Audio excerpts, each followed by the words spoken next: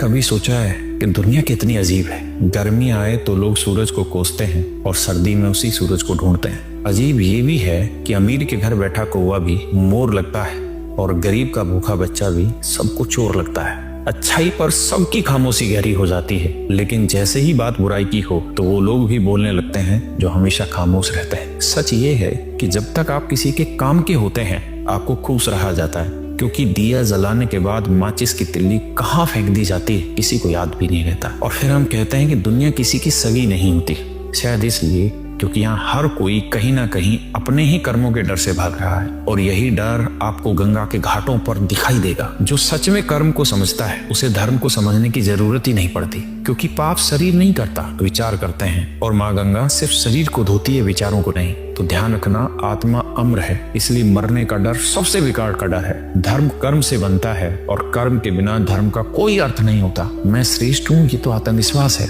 लेकिन सिर्फ मैं ही श्रेष्ठ हूँ ये अहंकार है, और यहीं से इंसान गिरना शुरू होता है।